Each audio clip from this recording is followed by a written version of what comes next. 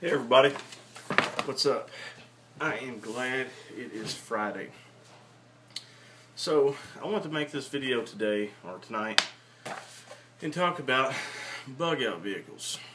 I drive around all day, so I deliver whiskey and bourbon and all that stuff, and I listen to videos on YouTube. A lot about prepping, just all kinds of shit. And I've been seeing a lot of videos on bug out vehicles. There's just a bunch of funny shit on there. So I just want to give my 2 cents. I'm going to make a series of videos on what I think a bug out vehicle should be. I have 2 Jeep Cherokees, 296 Cherokees, and one of them is my everyday driver, and it's also my bug out vehicle. So, bug out vehicles. I think the first thing that people need to focus on is if you're in a bug out situation and you need to get out of the city or get out of wherever you live, and it's like a super emergency, whether it be economic collapse or martial law or natural disaster or just anything, any scenario where you have to leave and you have to go to your bug out area, or some of you might not even have a place to go, you're just going to get on the highway and drive. So to me, the first thing a bug out vehicle should not do is stick out. Okay.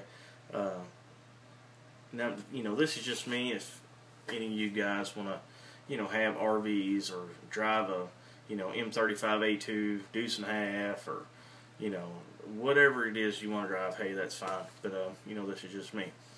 Like I said, the vehicle should blend in. It shouldn't look any different from anything else. You have guys that drive these big pickup trucks with these 40-inch tires, which I love. Country, like the big trucks, with all the bling bling and all the cool shit. They got the off-road bumpers and all that stuff on the outside. To me, that's you're painting yourself as a pretty big target. Because I know, if I seen somebody like that sitting in traffic next to me and I didn't have shit, and I would be like, this guy's got some gear on his truck, and I think I'm gonna knock him off, and I'm gonna steal it, and F him. So, you should be able to blend in. Vehicles not to use, 2-wheel drive vehicles, unless you're proficient and you know how to use a 2-wheel drive properly, as far as a truck, or you have a bug out place to go and you don't need 4-wheel drive, fine. But 9 times out of 10, your bug out vehicle needs to be 4-wheel drive. The smaller the better. Jeep Wranglers, Jeep Cherokees, Suzuki Samurais, anything with a solid axle front end is definitely going to be your best foundation to build a bug out vehicle. There's good 4-wheel drive trucks that have, the CV axles in the front, independent front, and all that stuff. But if you ask me, nothing's going to be reliable, easy to maintain, and just strong like a solid axle front end. That's what comes on all the Jeep Wranglers and Jeep Cherokees and those Suzuki Samurais. The old school Toyota pickup trucks, I think they call them in Europe, they call them a Helix.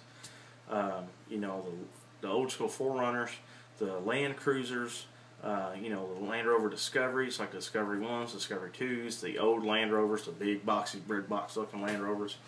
All those would be good, especially if Land Rovers or Toyotas are your thing. Hey, by all means, those in my mind would be the best place to start as far as a bug out vehicle. For you guys that want to use Honda CR-Vs and all-wheel drive cars and all that shit, I mean, to me, you're looking for a fight.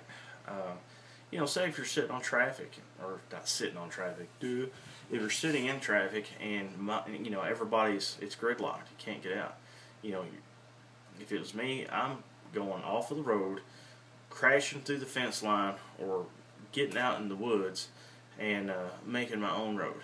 And if you're in a little Honda CR-V, doesn't have low range for 4-wheel drive as far as I know, doesn't have lockouts, doesn't have any of the proper equipment you need for 4-wheel drive. If you got a Ford Streams or rocky terrain or any of that kind of stuff, I mean, it's just yeah, it serves its purpose going to a grocery store or snowy roads or shit like that. But when it comes to off-road, it just don't cut it. Sorry. Um, so, you know, get you a proper four-wheel drive. It doesn't have to be new. You know, don't go out and spend 30 grand on a brand new four-wheel drive truck or SUV for your bug out vehicle. You know, I looked on Craigslist and there's like 50 Jeeps, like Jeep Cherokees from 2000 and older, the older Wranglers, Grand Cherokees, the older Grand Cherokees with the V8s, Samurais, all that stuff from $2,000 and cheaper. It's all out there, and you can build you a real four-wheel drive bug out vehicle with a $5,000 budget and have an awesome rig. I know, I've done it to my driveway. So another thing is,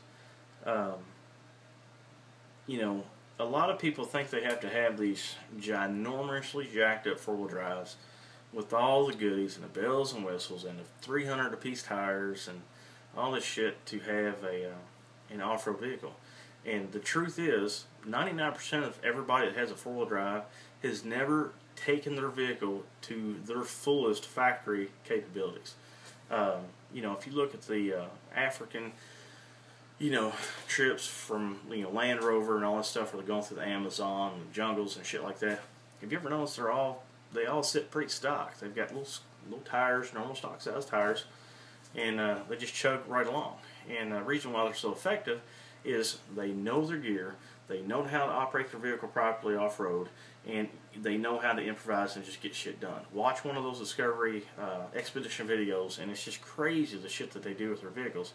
They're not jacked up, they don't have 40-inch tires, you know, none of that stuff. But the thing is, you have to have the proper gear, you know, have a winch, you know, have tow straps, have a high lift jack.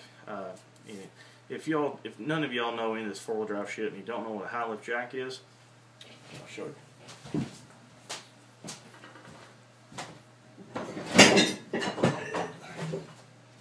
This is a high lift jack, okay? This is made for off-roading for four-wheel drive vehicles, okay? Now, you can get these for about $100, $140 new. You can find them used. But the thing is, when you build your bug-out vehicle and, you know, you're starting to, you know, make it where it has good off-road capabilities, there's a trick. Just like with your assault rifles, your main combat rifles, your secondary sidearm, all that shit, you have to practice with it and you have to use it. Believe it or not, this jack, if you don't know how to use it, it will kill you. Seriously. These handles can fly up, and, you know, I see guys jacking them up, and they've got their head in here, and then they lose the handle and it cracks them in the skull. You know, this equipment can save your life. It can definitely get you out of a jam, but it can also kill you. So get your gear, practice, practice, practice. Okay, your equipment's only as good as you are, and that goes for your vehicle. If you've never off-roaded before, okay, if you are not mechanically inclined, okay, if you can't build your own stuff, learn. Just like anything else, you bug out and you have to be out in the woods for who the hell knows a couple weeks, and your shit breaks down. There's no gas stations, there's nobody to fix your shit. So you have to learn your vehicle inside and out, okay? Learn how it functions and get some tools. Learn how to work on your own shit. It will save your ass. Don't expect nobody else to do it, because, you know, if I'm out in the bush and, you know, somebody says, hey man, you know, blah blah blah, chances are I'm probably not going to help, because you never know, it could be somebody trying to set you up, ambush, get your shit, whatever. You know, I'm just going to stay away and just do me. So that is just a few of the little points I want to touch on to. So this is going to be my bug out vehicle number 1, and I'm going to, I guess in the morning, sometime tomorrow maybe if I've got time, I'll kind of go over my Jeep and show you some of the stuff I did. Man, I cannot talk today. Don't have enough beer. That's my problem. You know, talk about why I picked Jeep Cherokees. Well, hell, I can go ahead and tell you. I like Jeep Cherokees for a simple fact is they're just as good off-road as a Wrangler. They're a little bit bigger. You can get parts cheap. You can go to junkyards and find Jeep Cherokee shit all day long. Can't go to a junkyard to find Wrangler parts because, you know, Wranglers are a hot ticket. Everybody wants a Wrangler that wants a Jeep, okay? I can't remember the last time I seen a Wrangler at a pull-apart or any other junkyard. So, and some of the Wrangler parts are pretty proud for its off-road stuff. Now, Cherokees, pull-apart here in Louisville's got 11, okay? If I need any kind of part, I know it's there, I can just go get it. I needed a pair of lower control arms for my Cherokee, and I went there and they were sitting on the ground. Somebody already taken them off for me. You know, it cost like $10. So I like them because they're small. You know, they're not so small like a Samurai, but you know, they're not a big full-size truck. And if you look on YouTube at any off-road videos for people at off-road parks and doing this shit, a lot of times you don't see these big full-size vehicles. You can't maneuver in between trees. You know, they're just big. It's like a big elephant. You know, they're just hard to use. But if that's what you like, then all means, man, you know, rock out. But you want something that's, you know, if you need to, say if you got to duck out and hide from somebody, you know, if you're trying to evade a group of people or just whoever, you know, I can get a Cherokee or a Samurai, I can get down in a creek bed. You know, I can kind of get around and squirm and hide and, you know, duck and move and do all kinds of stuff. You're not going to do this big truck. Let's see. You know, Cherokees are just, I don't know. I just like Cherokees because they're cheap. I've had Land Rovers. I had, you know, a couple Discoveries, and they're great off-road. They're probably my second most favorite. But when you're in the field, you know, when the Land Rover breaks, you're probably not going to get the majority of the parts at AutoZone or just a parts store. They're just going to be harder to find, period. You know, if you're out and about, Cherokees are everywhere. You can find them. They're, you know, I'm not going to say they're as prevalent as a Honda Civic, but, you know, Cherokees are out there. They're easy to work on. They've got a straight 6, 4-liter, plenty of power for its size, lots of torque, great off-road. You know, the engines are damn near bulletproof. You know, so that's why I like a Cherokee. But anyway, this video is getting kind of long, so this is video 1, and hopefully tomorrow I'll maybe start putting together video 2. If you got any questions or comments, you know, just let me know. I know a lot of you 4-wheel drive guys out there that are real picky about the shit you drive and, you know, shit you run.